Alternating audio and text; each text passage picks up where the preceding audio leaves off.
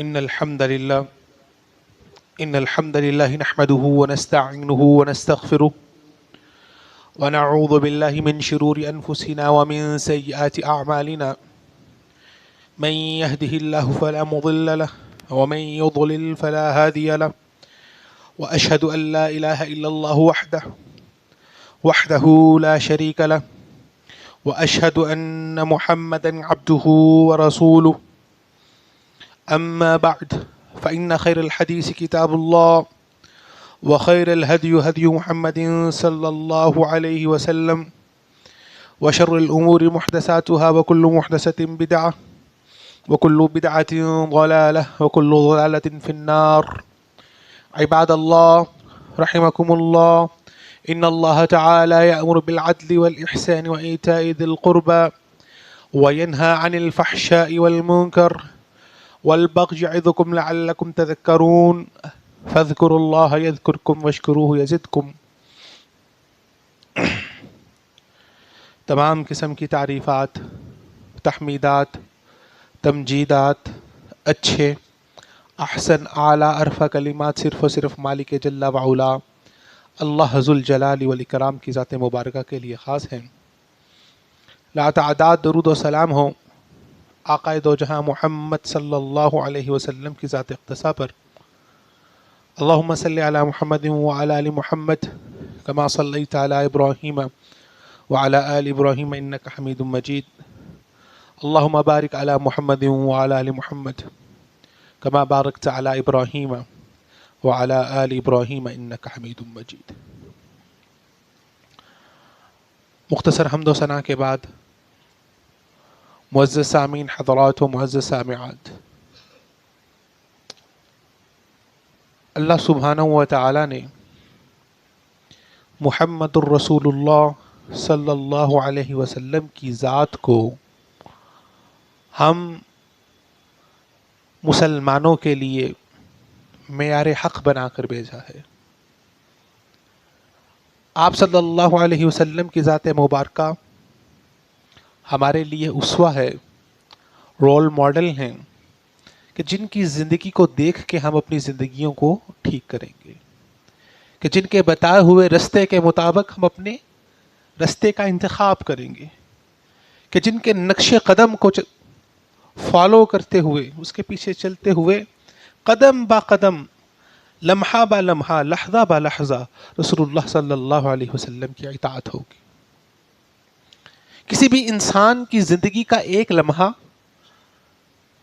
ایک لحظہ، ایک سیکنڈ بھی رسول اللہ صلی اللہ علیہ وسلم کی زندگی کے مطابق گزرے گا تو ہی وہ مسلمان ہے،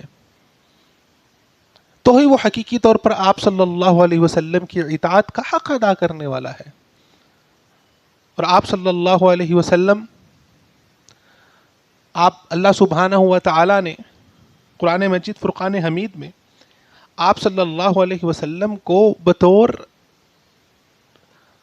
نعمت، اور ایسی نعمت جس نعمت پر اللہ سبحانہ و تعالی احسان جتلا رہے ہیں، اس نعمت کے طور پر آپ صلی اللہ علیہ وسلم کو مسلمانوں پر احسان جتلاتے ہوئے اللہ تعالیٰ نے فرمایا لقد من اللہ علی المؤمنین. ویسے تو اللہ سبحانہ و تعالیٰ نے بے شمار نعمتیں کی ہیں مسلمانوں پر، لیکن کوئی ایسی نعمت نہیں ہے جس کا احسان اللہ سبحانہ و تعالیٰ نے جتلایا ہو. لیکن رسول اللہ صلی اللہ علیہ وسلم کی ہستی ایسی ہے کہ جس ہستی کو اللہ سبحانہ و تعالیٰ نے نعمت بھی کہا، اور پھر ایسی نعمت کہا کہ یہ میرا احسان ہے تم پر. اگر رسول اللہ صلی اللہ علیہ وسلم جیسے رسول، ان جیسے پیشوا، ان جیسے رہنما نہ آتے تو ہمارے لیے اپنی زندگیوں کو گزارنا کیسے ممکن ہو پاتا. اس لیے اللہ تعالیٰ قرآن مجید میں رسول اللہ صلی اللہ علیہ وسلم کو فرماتے ہیں، یا نبی وَلَوْ كُنْتَ فَظًّا غَلِيظَ الْقَلْبِ لَانفَضُّوا مِنْ حَوْلِكَ.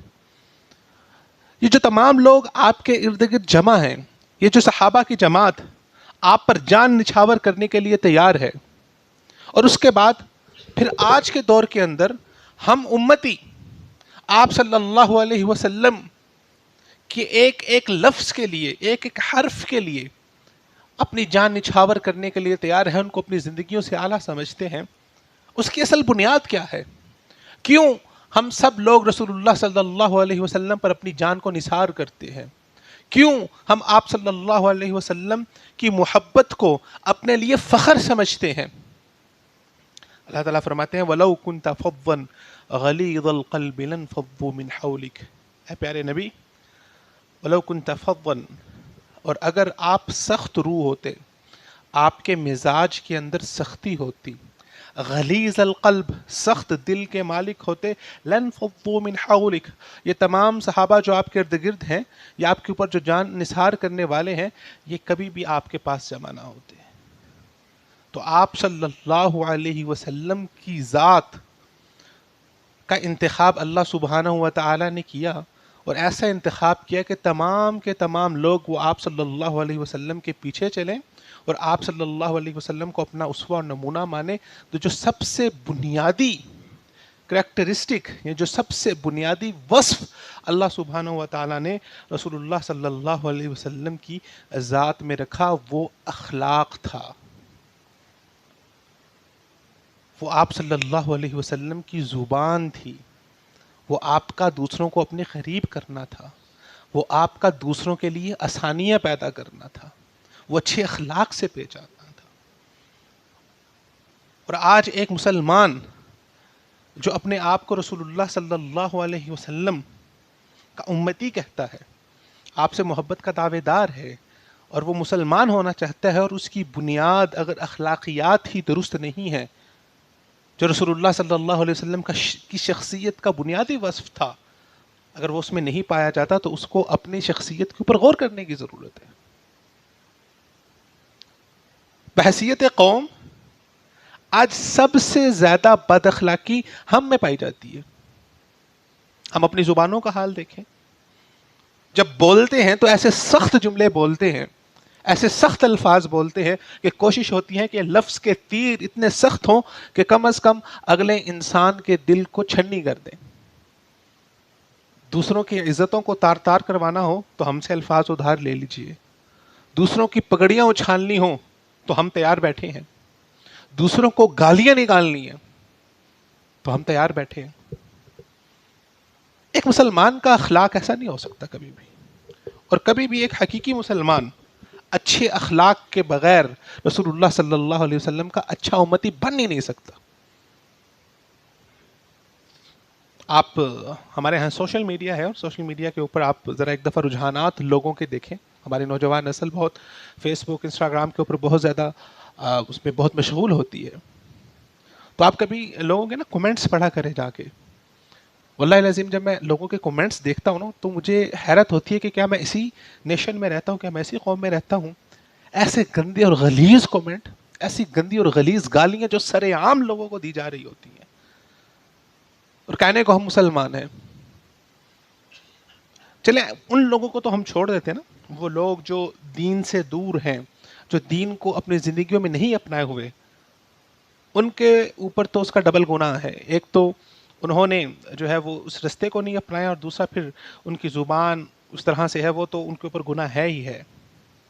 ہمارے وہ لوگ جو دیندار ہیں، وہ لوگ جو مسجد میں نماز پڑھنے کے لیے آتے ہیں، وہ لوگ جنہوں نے اپنے چہرے پر رسول اللہ صلی اللہ علیہ وسلم کی سنت داڑھی کو سجایا ہوا ہے، ایسے بھی آپ کو بے شمار لوگ ملیں گے جن کی زبانیں پاک نہیں ہیں، ان کی زبانوں سے آپ کو گالیاں سننے کو ملتی ہیں، ان کی زبانوں سے دوسروں کی حقارت آپ دیکھتے ہیں۔ رسول اللہ صلی اللہ علیہ وسلم کا اسوہ ایسا تو نہیں تھا، رسول اللہ صلی اللہ علیہ وسلم کا نمونہ ایسا تو نہیں تھا کہ آپ صلی اللہ علیہ وسلم کو لوگ غیر کیا اپنے بھی آپ کے خلاف تھے۔ آپ صلی اللہ علیہ وسلم کو کیا کیا طعنے نہیں دیے گئے کہ آپ صلی اللہ علیہ وسلم نے آگے سے ان طعنوں کا جواب، ان گالیوں کا جواب طعنوں اور گالیوں سے دیا ہے؟ آپ صلی اللہ علیہ وسلم نے معاف کرنے سے، نرمی سے، شفقت سے دیا۔ اسی طرح آپ صلی اللہ علیہ وسلم جب مکہ میں تھے تو مکہ میں آپ صلی اللہ علیہ وسلم کے ابتدائی ایام میں آپ نے بہت مشکلات دیکھی، بہت لوگوں نے آپ صلی اللہ علیہ وسلم کو تکلیفیں دی، ایذا دی، اور ان تکلیفوں اور ایذا دینے والوں میں اپنے بھی شامل تھے اور غیر بھی شامل تھے۔ مختلف مقامات پر مختلف واقعات آپ نے دیکھے ہیں کہ آپ صلی اللہ علیہ وسلم کو پتھر بھی مارے گئے، آپ صلی اللہ علیہ وسلم کو جب آپ پہاڑی پہ چڑھے اور چڑھ کے کہا کہ قولوا لا الہ الا اللہ تفلحوا، لا الہ الا اللہ کا اقرار کر لو، کامیاب ہو جاؤ گے، فلاح پا جاؤ گے، تو سب سے پہلے جس نے آپ صلی اللہ علیہ وسلم کی مخالفت کی تو کن الفاظ میں مخالفت کی اس نے کہا تبا لک یا محمد، العیاذ باللہ، پہلی گالی وہاں سے شروع ہوئی، اے محمد آپ برباد ہو جو، نعوذ باللہ من ذالک۔ تو کیا وہاں پر کھڑے ہو کے آپ صلی اللہ علیہ وسلم نے فرمایا کہ یہ ہوتا کون ہے؟ میں ہاشمی خاندان، میرا خاندان قریشی، میں اتنے بڑے خاندان کا وارث، میرا قبیلہ اتنا بڑا، اتنی بڑی میری عزت، یہ ہوتا کون ہے مجھے ایسے الفاظ کہنے والا؟ میں تو اس کو گھر تک چھوڑ کے آؤں گا۔ کہ آپ صلی اللہ علیہ وسلم کا اسوہ یہ تھا؟ آپ صلی اللہ علیہ وسلم نے ان الفاظ کو برداشت کیا، کس لیے؟ اپنی ذات کے لیے نہیں، اللہ سبحانہ و تعالیٰ کے لیے۔ تو ایک مسلمان دوسروں کی تکلیف کو اگر برداشت کرتا ہے تو اپنے لیے نہیں کرتا، اللہ سبحانہ و تعالیٰ کے لیے کرتا ہے۔ پھر جیسے آپ صلی اللہ علیہ وسلم کا سفر چلا تو بہت سے تانے دیے گئے، بہت سی تکلیفیں دی گئیں، لیکن ان تکلیفوں میں سے جو سب سے بڑی تکلیف تھی، جو سب سے بڑا تانا تھا، یا العیاذ باللہ جو سب سے بڑی آپ صلی اللہ علیہ وسلم کو گالی دی جاتی تھی، اور جو عرب کے ہاں بہت بڑی گالی سمجھی جاتی ہے، وہ ہے کہ کسی انسان کے اولاد اور خاص طور پہ اس کے بیٹوں کا نہ ہونا، کیونکہ عرب کے ہاں اس چیز کو سب سے زیادہ بطور فخر پیش کیا جاتا تھا۔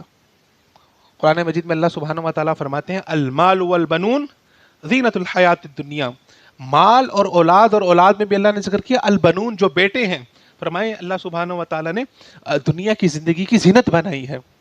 تو عرب قبیلوں کے ہاں اولاد اور بیٹوں کا بہت فخر ہوا کرتا تھا کہ فلاں سردار کے اتنے بیٹے ہیں، فلاں سردار کے اتنے بیٹے ہیں، یا آگے اس کی وراثت کو لے کے چلیں گے، یا آگے اس کی لیگیسی کو لے کے چلیں گے۔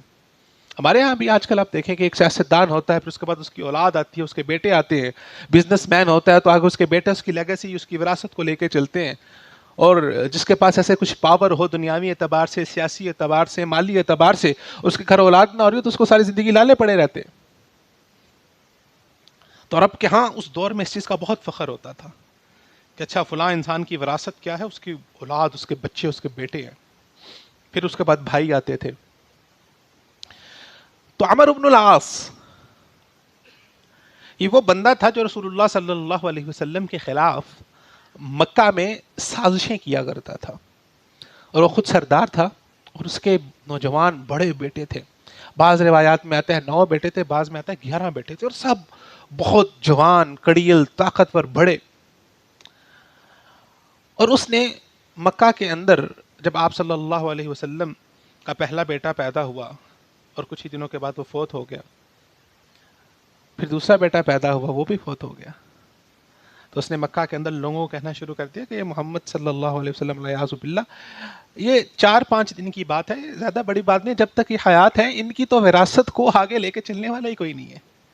آپ کیوں پریشان ہوتے ہیں محمد کے بارے میں؟ العیاذ باللہ، یہ جو کرتے ہیں ان کو کرنے دیجیے، ان کی تو اولاد ہی نہیں ہے، ان کے تو بیٹے ہی نہیں ہیں، ان کی دعوت کو، ان کے مشن کو آگے لے کے کون چلے گا؟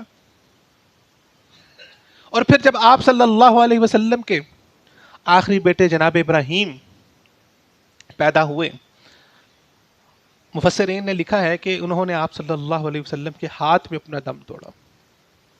بعض مفسرین نے لکھا ہے کہ ان کی عمر کچھ دن تھی، اور بعض نے لکھا ہے کہ 1 سال تھی، اور میکسیمم 1.5 سال کی تھی۔ یہ سال سے 1.5 سال کی جو بچے کی عمر ہوتی ہے نا، یہ سب سے، اس کو انگلش میں کہا جاتا ہے دا سویٹسٹ ایج۔ اس میں نا بچہ بہت پیارا لگتا ہے، چھوٹا سا بچہ ہوتا ہے، خوبصورت لگتا ہے، نہ وہ کوئی شرارتیں کرتا ہے۔ وہ بچے کو جب آپ اپنے ہاتھ میں لیتے ہیں، اس کو دیکھتے ہیں، اس کو کھیلتے ہیں، وہ لوگ جو ماں باپ ہیں جن کو اللہ سبحانہ و تعالیٰ نے بچوں کی نعمت سے نوازا، وہ اس خوشی کو اور اس محبت کا احساس کر سکتے ہیں۔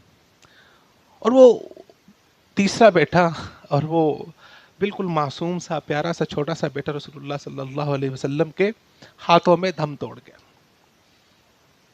آپ صلی اللہ علیہ وسلم، یہ ابتدائی ایام تھے مکہ کے، مخالفتوں سے بھی آپ کا دل چاہے جو بھی ہو جائے لیکن دل کے اندر غم تو ہوتا ہے، چور تو ہوتا ہے دل.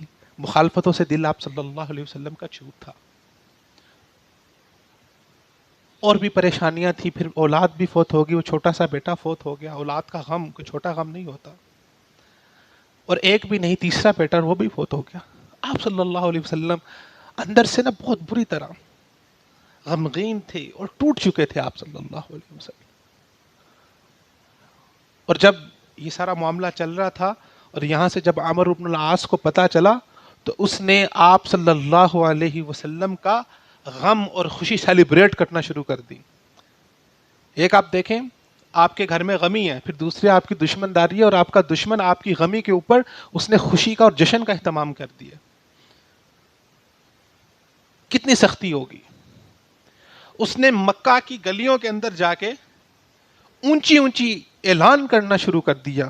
خوشی کے مارے جیسے بندہ ناچتے ہوئے اعلان کرتا ہے نا، ویسے اس نے اعلان کرنا شروع کر دیا. الیاذ باللہ، قد بطر محمد، قد بطر محمد، کہ آپ صلی اللہ علیہ وسلم تو ان کی تو لیگسی ختم ہو گئی، وہ تو نامراد ہو گیا. الیاذ باللہ. ایک طرف آپ صلی اللہ علیہ وسلم کے گھر غم کا سما ہے، اولاد کا غم ہے، دوسری طرف آپ کے دشمن جو ہیں. اور یہ عمرو بن العاص آپ صلی اللہ علیہ وسلم کے قبیلے والا تھا، اس کی رشتہ داری بھی تھی آپ صلی اللہ علیہ وسلم کے ساتھ. تو اس چیز نے آپ صلی اللہ علیہ وسلم کو اور غمگین کیا. لیکن نبی صلی اللہ علیہ وسلم کا صبر دیکھیں. یہ ہے آپ صلی اللہ علیہ وسلم کا اسوہ، یہ ہے وہ اخلاقیات، یہ ہے وہ نمونہ جسے آج ہمیں اپنانے کی ضرورت ہے. ہمیں اپنے رویوں کو تبدیل کرنے کی ضرورت ہے، ہمیں اپنے سوچ کو تبدیل کرنے کی ضرورت ہے کہ ہم نے کسی بھی معاملے کو کس طرح سے دیکھنا ہے. کیا اس کو میں نے اپنی ذاتی انا کا مسئلہ بنانا ہے یا اس کو میں نے اللہ سبحانہ و تعالیٰ کی طرف موڑنا ہے.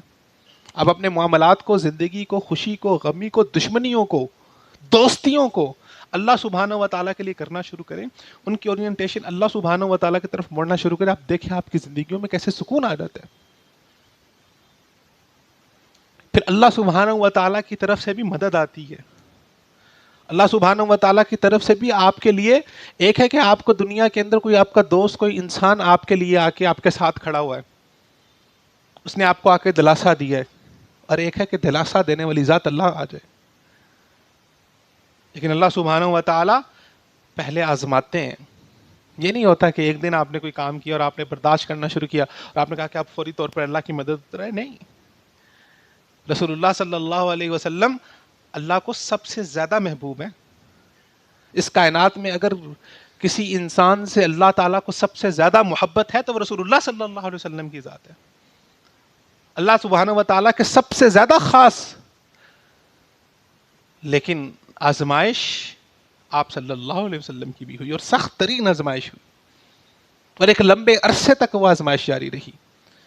پھر جب آزمائش مکمل ہوتی ہے تو اللہ تعالیٰ فرماتے ہیں ان مع العسر یسرا. اے بندے اس بات کو سمجھ لے کہ اگر آج تنگی ہے، آج آزمائش ہے، تو تنگی کے بعد ایک دن آنے والا ہے جیسے ہی آسانی آنے والی ہے وہ آزمائش ختم ہونے والی ہے. تو صحابہ فرماتے ہیں کہ آپ صلی اللہ علیہ وسلم اس غم کے اندر نڈھال بیٹھے ہوئے تھے، مسجد کے اندر بیٹھے ہوئے تھے، اور غم تھا، پریشانی تھی. اور ایسے بیٹھے میں جب انسان پریشان ہوتا ہے تو سر جھکا کے آپ صلی اللہ علیہ وسلم بیٹھے تھے کہ اچانک ہم کیا دیکھتے ہیں کہ آپ صلی اللہ علیہ وسلم اپنا سر مبارک اٹھاتے ہیں اور آپ صلی اللہ علیہ وسلم کے چہرے پر مسکراہٹ ہوتی ہے. وہ صحابہ کرام جو آپ صلی اللہ علیہ وسلم کے لیے جان نچھاور کرنے والے، وہ آپ کا غم دیکھ کے وہ بھی غمگین تھے. لیکن جیسے ہی انہوں نے آپ صلی اللہ علیہ وسلم کے چہرے پہ مسکراہٹ دیکھی، خوشی دیکھی، تو صحابہ بھی خوش ہو گئے اور کہنے لگے کہ یا نبی اللہ، یہ آپ کی خوشی، آپ کی مسکراہٹ کا سبب کیا ہے؟ اب یہاں پر اللہ کی طرف سے دلاسا آیا ہے، یہاں پر اللہ کا ساتھ آیا ہے. تو آپ صلی اللہ علیہ وسلم نے فرمایا یہ 3 آیات ہیں جو ابھی جبریل میرے پر لے کے آئے ہیں، یہ ابھی آیات اتری ہیں. صحابہ نے پوچھا اللہ کے نبی کون سی آیات اتری ہیں؟ تو آپ صلی اللہ علیہ وسلم نے فرمایا انا اعطیناک الکوثر فصل لربک وانحر ان شانیک هو الابتر. اور یہ آیت مبارکہ اور یہ صورت، چھوٹی سی صورت، 3 الفاظ کی صورت، مفسرین لکھتے ہیں کہ اللہ سبحانہ و تعالیٰ نے آپ صلی اللہ علیہ وسلم کی دلجوئی کرنے کے لیے اور آپ کے غم کو دور کرنے کے لیے اور آپ صلی اللہ علیہ وسلم کو مستقبل کی بڑی تصویر دکھانے کے لیے اللہ سبحانہ و تعالیٰ نے صورت مبارکہ اتاری ہے. تو یاد رکھیے، زندگی کے سفر کے اندر اگر آپ تنہائیوں کا شکار ہو جاتے ہیں،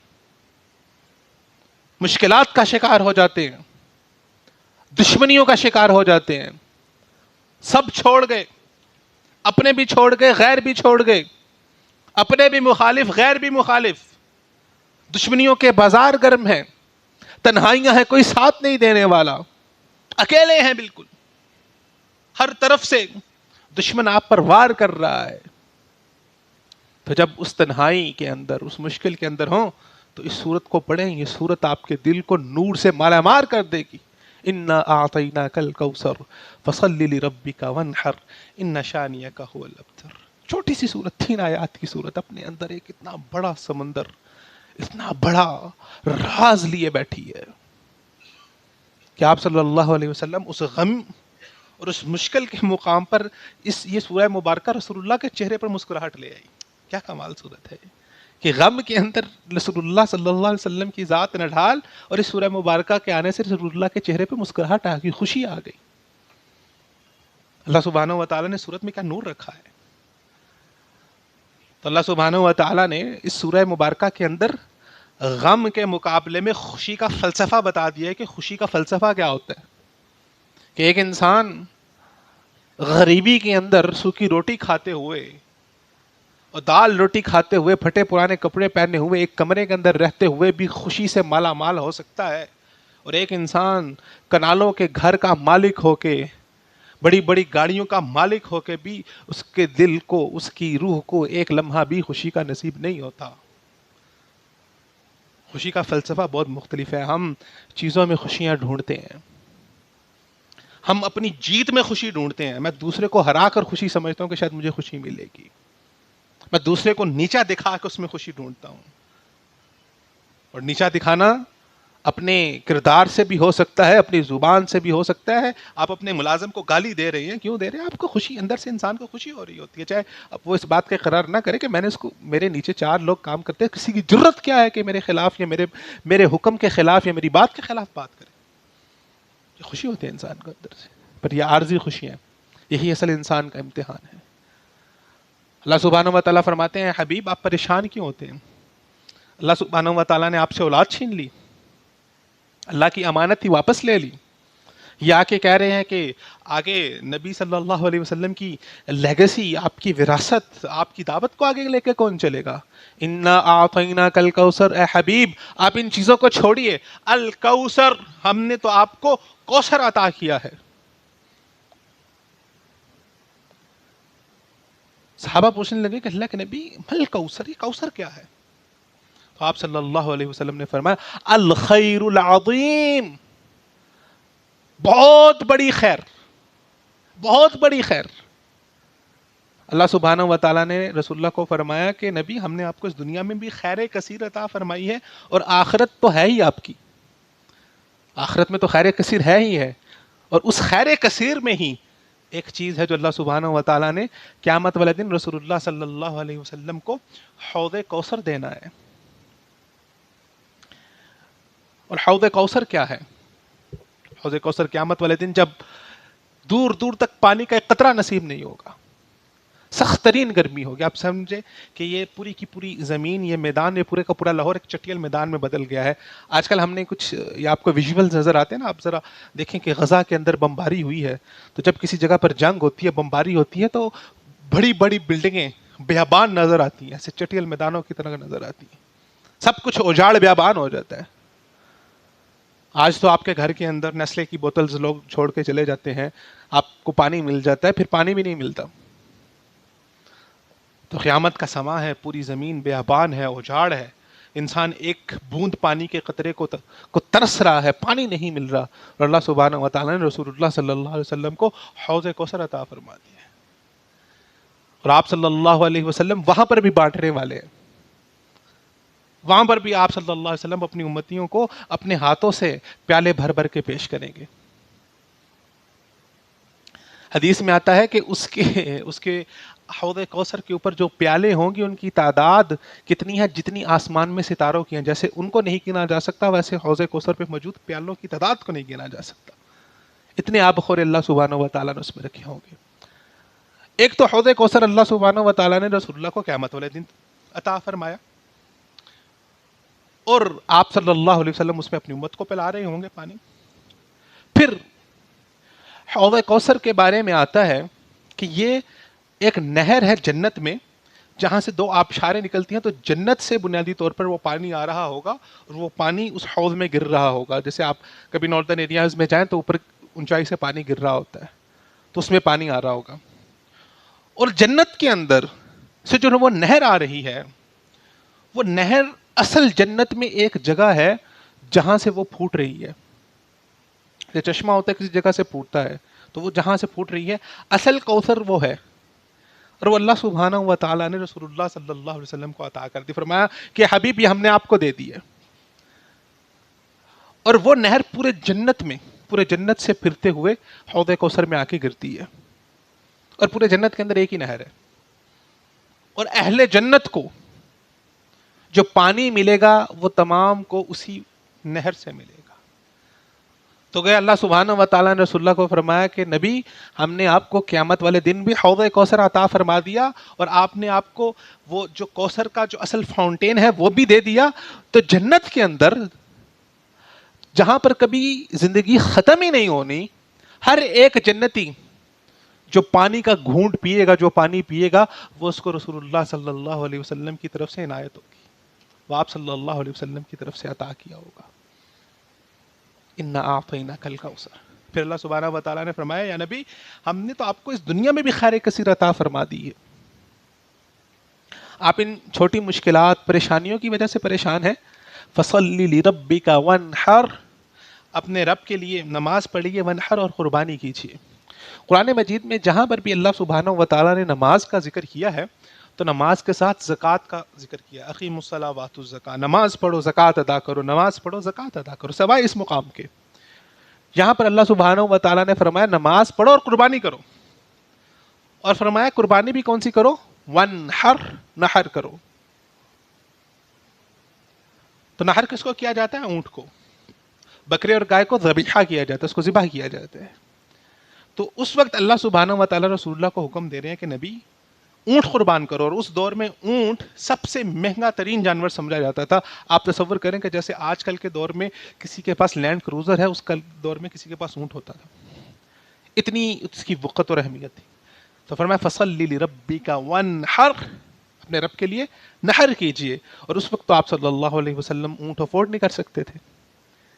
آپ صلی اللہ علیہ وسلم کی سب سے پہلی اونٹنی قصوہ تھی جس پر آپ صلی اللہ علیہ وسلم ہجرت کر کے گئے تھے. اور وہ اونٹنی بھی حضرت ابوبکر صدیق رضی اللہ تعالیٰ عنہ نے آپ صلی اللہ علیہ وسلم کے لیے تیار کی تھی. القصوہ پہلی اونٹنی تھی وہ. تو اللہ سبحانہ و تعالیٰ نے فرمایا کہ نبی آج اگر آپ پر مشکلات ہیں آگے وہ وقت آنے والا ہے جب آپ اپنے رب کے لیے نحر کریں گے مہنگی ترین قربانی کریں گے. پھر چشم فلک نے وہ دن بھی دیکھا جب حجۃ الوداع کا موقع تھا اور آپ صلی اللہ علیہ وسلم کی طرف سے 100 اونٹوں کی قربانی کی گئی جن میں سے 63 اونٹ اللہ کے نبی صلی اللہ علیہ وسلم نے اپنے ہاتھ سے نحر کیے اور باقی اونٹ حضرت علی رضی اللہ تعالیٰ عنہ نے نحر کیے. فَصَلِّ لِرَبِّكَ وَانْحَرْ إِنَّ شَانِئَكَ هُوَ الْأَبْتَرُ. تو اللہ تعالیٰ فرماتے ہیں کہ نبی آپ پریشان کیوں ہوتے ہیں؟ بلا شبہ آپ کا جو دشمن ہے هُوَ الْأَبْتَرُ وہی دم کٹا ہے وہی نامراد ہے. ان کو کیا پتا کہ لیگیسی وراثت مال سے نہیں ہوتی اولاد سے نہیں ہوتی. وراثت تو وہ ہوتی ہے جو اللہ جاری کر دیتا ہے. اللہ تعالیٰ فرمایا اے پیارے حبیب وَرَفَعْنَا لَكَ ذِكْرَكَ. ہم نے آپ کے ذکر کو بلند کر دیا. آج 1400 سال گزرنے کے بعد اللہ سبحانہ و تعالیٰ نے رسول اللہ صلی اللہ علیہ وسلم کی وراثت کو ایسا چلایا کہ لاکھوں نہیں، کروڑوں نہیں، اربوں لوگ رسول اللہ صلی اللہ علیہ وسلم کا جب نام لیتے ہیں تو خالی نام نہیں لیتے، ساتھ صلی اللہ علیہ وسلم بھی کہتے ہیں، اور اپنے لیے رسول اللہ کے لیے قربان ہونا فخر سمجھتے ہیں۔ اور آج ولید بن عاص جو تھا، آج بھی اس کا نام 1400 سال کے بعد اچھے الفاظ میں نہیں لیا جاتا۔ کہاں پر گئی اس کی لیگسی، وراثت، اور کہاں پر رسول اللہ صلی اللہ علیہ وسلم کی وراثت؟ تو یہ تمام کی تمام بنیاد رسول اللہ کو کیوں ملی؟ اللہ تعالیٰ فرماتے ہیں کہ یہ جو ذکر کرنے والے ہیں آپ کا، یہ جو آپ کے لیے جان نثار کرنے والے ہیں، اگر آپ سخت طبیعت کے مالک ہوتے، سخت دل کے مالک ہوتے، تو یہ کبھی آپ کے پاس جمع نہ ہوتے۔ تو آپ صلی اللہ علیہ وسلم کی بنیاد آپ کا اخلاق تھا۔ اور بحیثیت مسلمان، اگر میں بھی یہ چاہتا ہوں نا کہ میرا ذکر بلند ہو جائے، مجھے عزت ملے، تو مجھے اپنے اخلاق کو نرم کرنا ہے، اپنے اخلاق کو اچھا کرنا ہے، اور رسول اللہ والے اخلاق اپنانے ہیں۔ اور یہ ایک مسلمان کی اصل بنیاد ہے، اور اسی بنیاد میں آج سب سے زیادہ ہم کمزور ہیں۔ سب سے زیادہ امورل قوم دنیا کے اندر ہم ہیں، ہر اعتبار سے۔ آپ دیکھیں پاکستان کو بنے اراؤنڈ 75 76 ایئر ہو گئے ہیں، کہ دنیا کے اندر ہماری یہ پہچان ہے کہ لوگ کہیں کہ اگر سچائی دیکھنی ہے تو پاکستانیوں کی دیکھ لو۔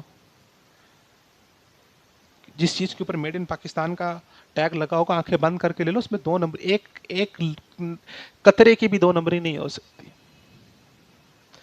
پاکستانی اپنی زبان دیتے ہیں، کمٹمنٹ دیتے ہیں، اس پہ پورا اترتے ہیں۔ اور یہ ملک ہم نے لا الہ الا اللہ کی بنیاد پر حاصل کیا تھا، کہ ہماری یہ پہچان ہے۔ تو اللہ سبحانہ و تعالیٰ سے دعا ہے کہ اللہ سبحانہ و تعالیٰ ہمیں رسول اللہ صلی اللہ علیہ وسلم کے اخلاق اور آپ صلی اللہ علیہ وسلم جیسا بننے کی اور ان کے نقش قدم پر چلنے کی توفیق عطا فرمائے۔ وما توفیقی الا باللہ العلی العظیم۔